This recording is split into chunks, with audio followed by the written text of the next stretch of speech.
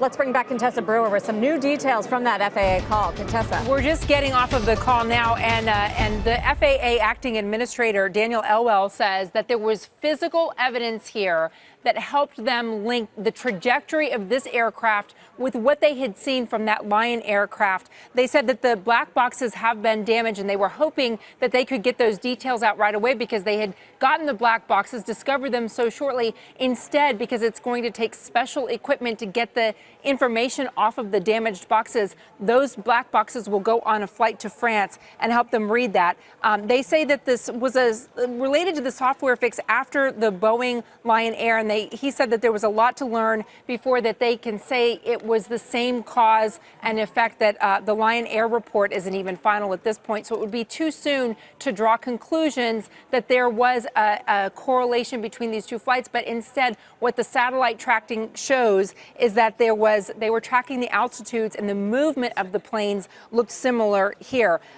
Just to clarify here, he says that there will be a ferry order for these planes that have been ordered grounded. That means that for them to land, discharge their passengers, they will be allowed then to go back to either their original destination or to a place where they can have maintenance performed.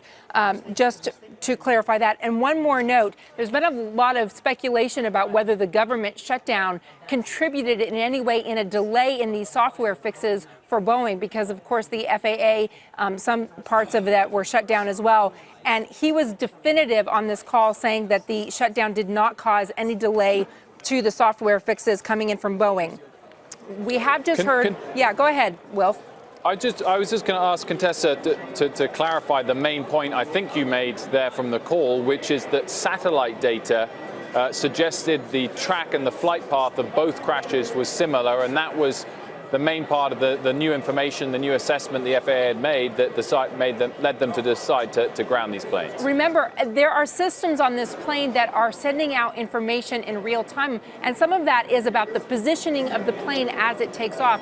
And we heard from the transport minister in Canada today with a dramatic reversal. Yesterday saying there was no reason to ground these planes. Today saying, I got new information. There is a reason to ground these planes, and saying that new information had come in. He was going to share it with his colleagues in the United States. And then we heard the president come out and say the same thing. Yeah. The FAA administrator saying they have the satellite data here that the altitude had tracked correctly, similar to what had happened in the Lion Air crash.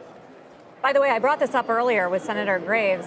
We have heard similar comments from the CEO of Ethiopia Air. Earlier in the week, he did tell CNN that we believe the similarities are substantial between the two crashes, that both incidents featured new models of the same airplane. Both flights lasted only minutes before the planes went down. Obviously, he's not a safety authority. This is not an official investigation, but he had put that out there, Contessa, if people are wondering why other authorities and agencies around the world, from China to Europe, cracked down and grounded these flights. And by the way, Ethiopia is still the lead investigator in looking into this crash, but NTSB and the FAA are contributing their support to the investigation as those black boxes then go to France to have the data pulled off of them. I wanted to mention we also are just getting in a statement from United that says nothing is more important to United than the safety of our customers. Remember, they have the MAX 9s, which the president said are also being grounded. They say that they will cooperate with the order coming from the White House, grounding these planes and working to prepare the fleet to minimize the impact to customers. They say that's been in effect since Sunday, working on these contingency plans for roughly 40 flights a day to figure out how they're going to rebook customers on these flights. And I imagine the similar strategy is happening both at American Airlines and Southwest Airlines as well.